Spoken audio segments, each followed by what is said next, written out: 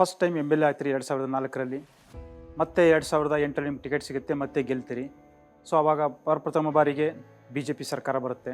So ಆ ಸರ್ಕಾರದಲ್ಲಿ ಒಮ್ಮೆ ಅತ್ಯಂತ ದೊಡ್ಡದಾದ ಇಲಾಖೆ, ತುಂಬ ಮಹತ್ವದ ಇಲಾಖೆ, ಜೊತೆಗೆ ನಿಮ್ಮ ಮನಸ್ಸಿಗೆ ತುಂಬ ಹತ್ತಿರವಾದಂಥ ಇಲಾಖೆ, ಭಾರಿ ಮತ್ತು ಮಧ್ಯಮ ಕೈಗಾರಿಕೆ ಇಲಾಖೆನ ನಿಮ್ಗೆ ಕೊಡ್ತಾರೆ.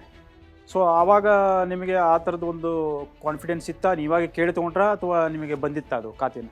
ನಾನು BJPಯಲ್ಲಿ ಇದ್ದಾಗ ನನ್ನ ಸಿಮೆಂಟ್ ಕಾರ್ಖಾನೆ ಇತ್ತು, ಆಮೇಲೆ ಸಕ್ಕರೆ ಕಾರ್ಖಾನೆನೂ ಇತ್ತು. ಆ ಟೈಮ್ದಲ್ಲಿ MLA ಕಾಂಟೆಸ್ಟ್ ಮಾಡೋಕ್ಕಿಂತ ಮೊದಲೇ ಇವರು ಯಡಿಯೂರಪ್ಪನವರು ಮತ್ತು ಎಲ್ಲ ನಮ್ಮ ಸ್ನೇಹಿತರು ಚುಡಾಯಿಸ್ತಾ ಇದ್ದರು, ಸಕ್ಕರೆ ಮಂತ್ರಿ ಬಂದ ಅಂತ. ನಾನು ಅವಾಗ ಅವ್ರ ಜೊತೆ ವಾದ ಮಾಡ್ತಿದ್ದೆ, ಬರೀ ಸಕ್ಕರೆ ಮಂತ್ರಿ ಹಾಕತ್ತಿರೋ ನೀವು, ನಾನು ಸಿಮೆಂಟ್ ಫ್ಯಾಕ್ಟ್ರಿನೂ ಇದೆ, ಕೈಗಾರಿಕಾ ಮಂತ್ರಿ ಅಂತ ಕರೀರಿ ಅಂತ ನಾನು ಹೇಳ್ತಿದ್ದೆ. ಅವ್ರು ಮುರುಗೇಶ್ ಎತ್ತನೇ ಕರಿತಿರಲ್ಲ, ಇಂಡಸ್ಟ್ರಿ ಮಿನಿಸ್ಟರ್ ಅಂತ ಕರಿತಾಯಿದ್ರು. ಅವಾಗ ಮುಂದೆ 2008ರಲ್ಲಿ ನಮ್ಮ ಸರ್ಕಾರ ಬಂದ ಮೇಲೆ 2008ರಲ್ಲೇ ನನ್ನ ಕೈಗಾರಿಕೆ ಮಂತ್ರಿ ಮಾಡಿದರು. ಆ ಸಂದರ್ಭದಲ್ಲಿ 2 ಗ್ಲೋಬಲ್ ಇನ್ವೆಸ್ಟರ್ಸ್ ಮೀಟ್ ಮಾಡಿದ್ವಿ 2010 and 12. It was grand success.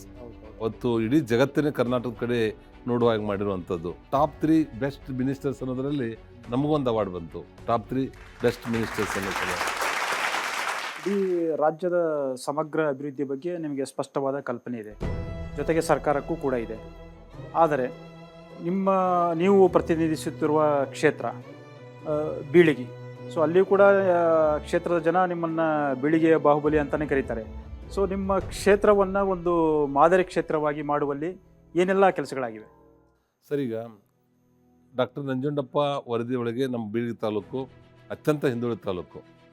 ಇವತ್ತು ನಾವು ಬಂದ ಮೇಲೆ ಮೈಸೂರು ಮಹಾರಾಜರು ಕಟ್ಟಿರುವ KRS ಅಂತ 2 ಬ್ರಿಡ್ಜ್ ಕಮ್ ಬ್ಯಾರೇಜ್ಗಳನ್ನು, ಒಂದು ಹೆರ್ಕಲ್ ಬ್ರಿಡ್ಜ್ ಕಮ್ ಬ್ಯಾರೇಜು 100 ಕೋಟಿ ರೂಪಾಯಿ ಖರ್ಚು ಮಾಡಿದ್ವಿ, ಇನ್ನೊಂದು Kaladagi Katarki bridge come barrage 28 ಕೋಟಿ ರೂಪಾಯಿ ಖರ್ಚು ಮಾಡಿ 3 ಲಕ್ಷ ಎಕರೆ ನೀರಾವರಿಯನ್ನು ಮಾಡಿಸಿದ್ದೀನಿ ನನ್ನ ಕ್ಷೇತ್ರದಲ್ಲಿ.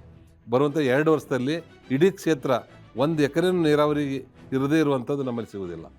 ಅದನ್ನು ಸಹಿತ ಈ ಒಂದೇ ವರ್ಷದಲ್ಲಿ 800 ಬೋರ್ಗಳನ್ನು ಹಾಕ್ಸಿದ್ದೀವಿ, ಮತ್ತು 200 ಬೋರ್ಗಳನ್ನು ಈ ಬರುವಂಥ 1-1.5 ತಿಂಗಳಲ್ಲಿ ಕಂಪ್ಲೀಟ್ ಮಾಡ್ತೀವಿ.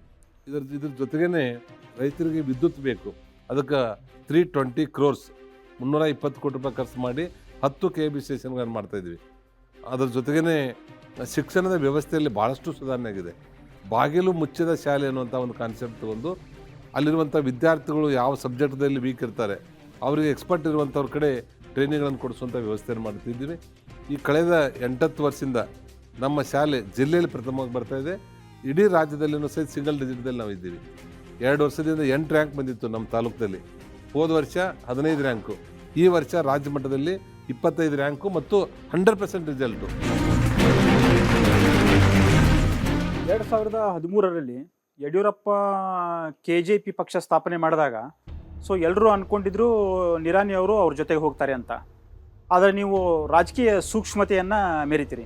ಆ ನಿರ್ಧಾರ ಕೂಡ ಮುರುಗೇಶ್ ನಿರಾಣಿ ಅವರಿಗೆ ತುಂಬ ಹೆಲ್ಪ್ ಆಗುತ್ತೆ ಇಲ್ಲಿವರೆಗೆ ಬರಲಿಕ್ಕೆ. ಇಲ್ಲ, ನಾನು ಅದನ್ನು ಒಪ್ಪೋದಿಲ್ಲ. ಯಡಿಯೂರಪ್ಪನವರು ಮತ್ತು KJP BJP ನನ್ನ ಇದರಲ್ಲಿ ಒಬ್ಬರು ಎತ್ತ ತಾಯಿ, ಒಬ್ಬರು ಸಾಕು ತಾಯಿ. ಆ ಸ್ಥಾನದಲ್ಲಿ ಇಬ್ಬರು ಇದ್ದರು. ಕಷ್ಟ ಆಯಿತು ಡಿಸಿಷನ್ ತೊಗೊಳಿಕ್ಕೆ, BJPಯಲ್ಲಿನೂ ಉಳಿಬೇಕಾ ಅಥವಾ ಯಡಿಯೂರಪ್ಪನವ್ರ ಜೊತೆ ಹೋಗ್ಬೇಕಾ ಅನ್ನೋಂಥದ್ದು. ಆದರೆ ನಮ್ಮ ಕ್ಷೇತ್ರದ ಜನ ಹೊಸ ಪಕ್ಷ ಇದೆ, ನೀವು BJPಯಲ್ಲಿ ಉಳಿಬೇಕು ಅನ್ನೋಂಥದ್ದನ್ನು ಅವ್ರು ಭಾಳಷ್ಟು ಒತ್ತಾಯ ಮಾಡಿದಾಗ ಅನಿವಾರ್ಯವಾಗಿ BJPಯಲ್ಲಿ ಉಳಿಬೇಕಾಯಿತು. ಮುರುಗೇಶ್ ನಿರಾಣಿ ಅವರು ಇವತ್ತೇನು ಒಬ್ಬ ಸಾಧಕರಾಗಿ ಚೇರ್ ಮೇಲೆ ಕೂತಿದ್ದಾರೆ. ಸೊ ಅದು ಸಾಮಾನ್ಯ ಹಾದಿಯಲ್ಲ. ಯಾವುದೇ ಒಬ್ಬ ಸಾಧಕನಿಗೆ ಅವನ ಹಾದಿಯಲ್ಲಿ ಕಲ್ಲು ಮುಳ್ಳು ಆರೋಪ ಮಾಡೋರು, ಟೀಕೆ ಟಿಪ್ಪಣಿ ಮಾಡೋರು ಇದ್ದೇ ಇರ್ತಾರೆ. ಸೊ ನಿಮ್ಮ ಮೇಲೆ ಕೂಡ ಹಲವಾರು ಆರೋಪಗಳು ಬಂದು ಮುರುಗೇಶ್ ನಿರಾಣಿ ಅವರು ಹಿಂಗೆ ಅವ್ರ ಹತ್ರ ಅವ್ರ ಬಗ್ಗೆ ಆ ಸಿಡಿ ಇದೆ, ಈ ಸಿಡಿ ಇದೆ, ಇದನ್ನೆಲ್ಲ ನೋಡಿದಾಗ ನಿಮಗೇನು ಅನಿಸುತ್ತೆ? ಸಿದ್ದವರೀಗ ಹಣ್ಣಿದ್ದ ಗಿಡಕ್ಕೇ ಕಲ್ಲು ಹೋಗಿದ್ದಾರೆ. ಭಾಳ ಸ್ಪೋರ್ಟಿವ್ ಆಗಿ ತೊಂದರೆ ಅವ್ರು ಏನೇ ಆಪಾದನೆ ಮಾಡಿರುವಂಥದ್ದು. ನಾನು ಭಾಳಷ್ಟು ಜನ ಮಾತಾಡಿದಕ್ಕೆ ನನ್ನ ಮೌನನೇ ಉತ್ತರ, ನನ್ನ ಸಾಧನೆನೇ ಉತ್ತರ.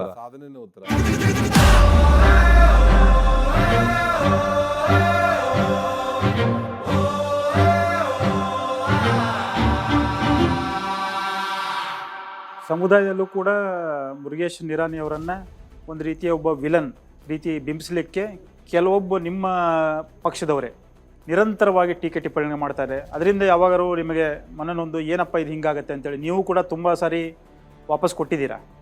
ಆದರೂ ಕೂಡ ಇದನ್ನೆಲ್ಲ ನೋಡಿದಾಗ ಏನು ಅನಿಸುತ್ತೆ ನಿಮಗೆ? ಇವತ್ತು ಯಾರಾದ್ರೂ ಯಡಿಯೂರಪ್ಪನವ್ರ ಬಗ್ಗೆ ಮುರುಗೇಶನವ್ರ ಬಗ್ಗೆ ಮಾತಾಡ್ತಾ ಇದ್ರಂದರೆ ಜಾತಿ ಬಗ್ಗೆ, ಇವತ್ತು ಆ ಜಾತಿ ಕಾಲದಲ್ಲಿ ಸೇರಿರುವಂಥದ್ದಕ್ಕೆ ಮುಖ್ಯ ಕಾರಣನೇ ಯಡಿಯೂರಪ್ಪನವ್ರ ಹತ್ರ ಹೇಳ್ಬೋದು, ಬೊಮ್ಮಾಯಿಯವ್ರ ಹತ್ರ ಹೇಳ್ಬೋದು. ಅವತ್ತು ಅವರು ಸಬ್ ಕಮಿಟಿಯಲ್ಲಿದ್ದರು. ನಮ್ಮ ಸಮಾಜಕ್ಕೆ 3B ಇರುವಂಥದ್ದನ್ನು 2D ಅನ್ನುವಂಥದ್ದು ಮಾಡಿದರು. ಆಮೇಲೆ 3B ಇರುವಂಥದ್ದನ್ನು 2C ಅಂತ ಮಾಡಿದರು. ಯಡಿಯೂರಪ್ಪ ಅವರು ಮುಖ್ಯಮಂತ್ರಿ ಹುದ್ದೆಗೆ ರಾಜೀನಾಮೆ ಕೊಟ್ಟ ನಂತರ ನೀವು ಕೂಡ CM ರೇಸಲ್ಲಿ ಇರ್ತೀರಿ, ಆದರೆ ಬಸವರಾಜ ಬೊಮ್ಮಾಯಿ ಅವರು ಮುಖ್ಯಮಂತ್ರಿ ಆಗ್ತಾರೆ. ಎಲ್ಲಿ ಮಿಸ್ ಹೊಡಿತು? ಅದು ಪೇಪರ್ದಲ್ಲಿ ಟಿ ವಿದಲ್ಲೆಲ್ಲ ಬಂತು, ಚರ್ಚೆಗಳನ್ನು ಆಯಿತು. ಆದರೆ ನಮ್ಮ ಪಕ್ಷದ ಹಿರಿಯರು ತೆಗೆದುಕೊಂಡಂಥ ನಿರ್ಧಾರ ಸರಿಯಾಗಿದೆ. ಬಸವರಾಜ ಬೊಮ್ಮಾಯಿ ಅವರು ನನಗಿಂತ ವಯಸ್ಸಿನಿಂದನೂ ಹಿರಿಯರು ಮತ್ತು ಅನುಭವದಲ್ಲಿನೂ ಹಿರಿಯರು, ಮತ್ತು is most capable chief minister.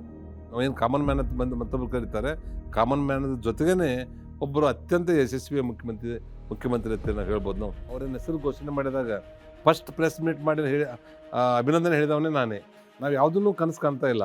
ನಮ್ಮ ಪಕ್ಷದವರಾಗಿರ್ಬೋದು, ರಾಷ್ಟ್ರೀಯ ನಾಯಕರಾಗಿರ್ಬೋದು, ಪರಿವಾರದ ಹಿರಿಯರಾಗಿರ್ಬೋದು, ಅವ್ರು ಏನೇ ಕೊಟ್ಟರು ಸಹಿತ ಅವರಲ್ಲಿರುವಂಥ ಪ್ರತಿಭೆಗಳನ್ನು, ಅವ್ರ ಗುಣಗಳನ್ನು ಅದನ್ನು ನೋಡಿ ಅವ್ರು ಕೊಟ್ಟಿರ್ತಾರೆ. ಇಲ್ಲಪ್ಪ ಮುರುಗೇಶ್ ನಿರಾಣಿ ಅವ್ರು ಮುಂದಿನ ಸಲ ನಿನ್ನ ಟಿಕೆಟ್ ಇಲ್ಲ, ಇಂಥವ್ರನ್ನೆಲ್ಲ ಆರಿಸ್ತರಬೇಕು ಅಂತೇಳಿ ನಾನು ಜವಾಬ್ದಾರಿ ಕೊಟ್ಟರೆ ಒಂದೇ ಒಂದು ಸೆಕೆಂಡು ಆ ಕಡೆ ಈ ಕಡೆ ವಿಚ್ಛೇದಿತಲ್ಲ ಆಗಲಾರ್ದೇ ನಮ್ಮ ಪಕ್ಷದ ಸಲ ಕೆಲಸ ಮಾಡಲಿಕ್ಕೆ ನಾನು ರೆಡಿ ಇದ್ದೇನೆ. ಅವ್ರು ಏನೇ ಜವಾಬ್ದಾರಿಯನ್ನು ಕೊಟ್ಟರು ಸಹಿತ ಪ್ರಾಮಾಣಿಕವಾಗಿ ಅದಕ್ಕೊಂದು ಗೌರವ ತರುವಂಥದ್ದು ಮತ್ತು ಅದೊಂದು ಯಶಸ್ವಿ ಕಾಣೋದ್ರ ಕಡೆ ನಾನು ಕೆಲಸ ಮಾಡ್ತೀನಿ. ಇತ್ತೀಚೆಗೆ ನಿಮ್ಮ ಸುಪುತ್ರ ವಿಜಯ್ಗೆ ಇಂಟರ್ನ್ಯಾಷನಲ್ ಅವಾರ್ಡ್ ಬಂತು. ಸೊ ನಿಮ್ಮ ಇಬ್ಬರೂ ಪುತ್ರರು ನಿಮಗೆ ಯಾವ ರೀತಿ ಬೆನ್ನೆಲುಬಾಗಿ ನಿಂತಿದ್ದಾರೆ? ನನಗೆ ಹೆಮ್ಮೆ ಇದೆ. ಅಪ್ಪ ಗುಡಿ ಕಟ್ಟಿಸಿದರೆ ಮಗ ಕಳಸ ಇಡುವಂಥದ್ದು ಆಗ್ತಿದೆ ಅನ್ನೋಂಥದ್ರ ಮಟ್ಟಿಗೆ ಅವ್ರು ಬಂದಿದೆ. ಅವರು ಜಗತ್ತಿನ ಯೂತ್ ಇಂಡಸ್ಟ್ರಿಯಲಿಸ್ಟ್ ಎಂಟರ್ಪ್ರಿನರ್ದಲ್ಲಿ ಲಂಡನ್ದಲ್ಲಿ ಅವ್ರಿಗೆ ದೇಶದ 5 ಜನ ಅವಾರ್ಡ್ ಸಿಕ್ಕಿದ್ರಲ್ಲಿ ಅವನು ಒಬ್ಬ ಅನ್ನುವಂಥದ್ದಕ್ಕೆ ನಿಜವಾಗ್ಲೂ ನನಗೆ ಹೆಮ್ಮೆ ಅನ್ನಿಸ್ತಾ ಇದೆ. ಮನಸ್ಸಲ್ಲಿ ನಿಮ್ಮೊಂದು ಆಸೆ ಅಥವಾ ಒಂದು ಮಹತ್ವಾಕಾಂಕ್ಷೆ ಪ್ರತಿಯೊಬ್ಬ ರಾಜಕಾರಣಿಗೂ ಇದ್ದೇ ಇರುತ್ತೆ. ಮುಂದೊಂದು ದಿನ ನಾನು ಮುಖ್ಯಮಂತ್ರಿ ಆದವ್ರು ತುಂಬ ಕಮ್ಮಿ, ಎಲ್ಲರಿಗೂ ಮುಖ್ಯಮಂತ್ರಿ ಆಗೋಕ್ಕಾಗಲ್ಲ. ಸೊ ಬಟ್ ನಿಮಗೆ ಆ ಮಹತ್ವಾಕಾಂಕ್ಷೆ ಇದೆಯಾ? ಕನಸು ಕಾಣೋದು ತಪ್ಪಲ್ಲ. ಅದರ ಇವತ್ತಿನ ದಿವಸದಲ್ಲಿ ನಾನು ಏನೂ ನಿರೀಕ್ಷೆ ಮಾಡಿಲ್ಲ. ಅದರ ಏನು ಪಕ್ಷದ ಹಿರಿಯರು, ಪರಿವಾರದ ಹಿರಿಯರು ಏನು ಜವಾಬ್ದಾರಿಯನ್ನು ಕೊಡ್ತಾರೆ, ಅವ್ರು ಕೊಟ್ಟಿರುವಂಥದ್ದು ಏನು ನಮ್ಮ ಮೇಲೆ ವಿಶ್ವಾಸ ನಂಬಿಕೆಯನ್ನು ಇಟ್ಕೊಂಡಿರ್ತಾರೆ, ಆ ವಿಶ್ವಾಸ ನಂಬಿಕೆಗೆ ಒಂದು ಕಪ್ ಚುಕ್ಕೆ ಬರಲಾರ್ದಂತೆ ನಡ್ಕೋತೀನಿ ಅನ್ನೋಂಥದ್ದನ್ನು ಈ ಸಂದರ್ಭದಲ್ಲಿ ಹೇಳ್ಬೋದು. ಇಷ್ಟೊತ್ತು ಮುರುಗೇಶ್ ನಿರಾಣಿ ಅವರು ಒಂದು ಸಾಮಾನ್ಯ ಕೃಷಿ ಕುಟುಂಬದಿಂದ ಬಂದು ಇಡೀ ದೇಶವೇ ಮೆಚ್ಚುವಂಥ ಒಬ್ಬ ಉದ್ಯಮಿಯಾಗಿ ಹಾಗೂ ಇಡೀ ರಾಜ್ಯವೇ ಮೆಚ್ಚುವಂತಹ ಒಬ್ಬ ರಾಜಕಾರಣಿಯಾಗಿ ಹಾಗೂ ಒಬ್ಬ ಸಚಿವರಾಗಿ ಗುರುತಿಸಿಕೊಂಡಿದ್ದಾರೆ. ಈ ಅವರ ಜರ್ನಿಯಲ್ಲಿ ಅವರು ಅನುಭವಿಸಿದಂತಹ ಅಡೆತಡೆಗಳು ಹಾಗೂ ಕಷ್ಟ ಸುಖಗಳು ಹಾಗೂ ಅವರ ಈ ಜರ್ನಿಯಲ್ಲಿ ಅವರಿಗೆ ಸಾಥ್ ನೀಡಿದಂತಹ ಕುಟುಂಬ ಹಾಗೂ ಅವರ ಕ್ಷೇತ್ರದ ಜನರ ಬಗ್ಗೆ ಸೊ ಹಲವಾರು ಘಟನೆಗಳನ್ನು ಅವರು ಇವತ್ತು ಈ ಕಾರ್ಯಕ್ರಮದಲ್ಲಿ ಮೆಲುಕು ಹಾಕಿದರು.